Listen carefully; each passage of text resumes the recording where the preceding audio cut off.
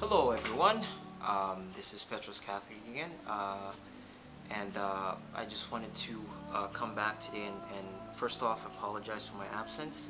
I know it's been a while since I've actually posted a video here, and I do apologize. I had a couple of stuff to attend to, but I'm back. Okay, so let's move on, shall we? Very good.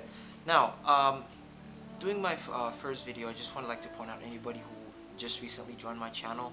Thank you for joining. I hope my videos will be of use to you and your family and your friends to grow deeper in your faith and love for God. Okay, so that's my first welcome to everyone. All in all, welcome. And this video here is just a continuation of the videos that I've been posting up. Right? What I'll be talking about in this video is essentially after understanding those 4 precepts that I spoke about of the last 4 videos, and how you could start use that as a foundation to go forward, right? One of the first things that I had to tackle with myself as I started learning about my faith and understanding it, and questioning it. There's nothing wrong in asking questions. Like, I started asking questions, and read a couple of read a couple of articles, a couple of the pastoral letters and stuff, and one of the ones that really helped me, I would say, is Fides and Ratio by Blessed John Paul II, and that he gives a nice analogy about a bird and having 2 wings. Each of those wings, one is reason, one is faith, and it's not that either one is trying to compete with each other, because if they do, then the bird really won't fly. But both of them acting in unison elevates you to a higher level. Your mind and spirit to God, right? So for me, this is what I had to do. So in this video, I'll be using I'll say 2 examples that probably 3 that I think helped me when I pondered upon those examples, and I hope it will help you also. The first example that I like to use for faith, because we in our society, people don't see faith as something that is needed, something that is necessary. They see it as a cover-up for the weak, or as a remedy for the lunatics, or someone who doesn't want to face reality, someone who likes to live in fairy tale land and stuff like that. But if we look at it as human beings, we our lives apply faith. We apply faith. Probably not only in a spiritual level. As a kid, when you're young, you have faith in your parents. You have faith that these 2 people that you grew up with have the best interest in your life. You don't know if that's true, but you just act on faith. As when you're going to school, you have faith in your teachers that what they're teaching you is not something that will lead you in error. It's not something that will essentially harm you or hinder your abilities, but will in turn enhance you, or enhance your skills or capacities to go on the world, right? So at a certain point in life, we do apply faith, but what happens at one point when you apply faith to God? Faith to God, I would say, is the same thing, let's say, between a mother and a child. Let's say you're a mom, or the mother's watching this. You're a mom, and let's say you have a party at your house, and you're in the kitchen, your kid is in the bathroom and in the hallway, and they're just about to open that closet that has some of the antiques or some harmful items, and you could see that happening with your mother instinct, right? You see it happening, but instantly your mind, through reason, makes that logical evaluation. Okay, this is how far it is, this is where I am, this is the amount of time it could get me to get there, this is how fast I have to run, this is what I have to do, this is so your mind works that out very well. But at a certain point, yes, your mind works that out, but it doesn't tell you if you have to do it or not. That will come up to you based on your decision, and you act on faith. Faith that you believe that you can reach that child in time, that you can extend your hand and get that kid out from harm, your daughter and your son, whoever it may be. So you're not leaving reason behind. You're not saying that it's not valid, but based on all of these information, based on what you've gathered, you're able to see, okay, should I stay where I am and let the chips fall where they may, or do I put myself out and help my child? Right? So that's the first reason. The first example I like to. Another example that I really like to use is in sports and athletes, for example. When you're an athlete, you have to discipline yourself to your training. Your training is sometimes very meticulous, sometimes, or it's very disciplined based on some set and logical rules that you follow. Right? You rest for a certain amount of days, you exercise for a certain amount of days, you eat a certain amount of carbs and whatnot.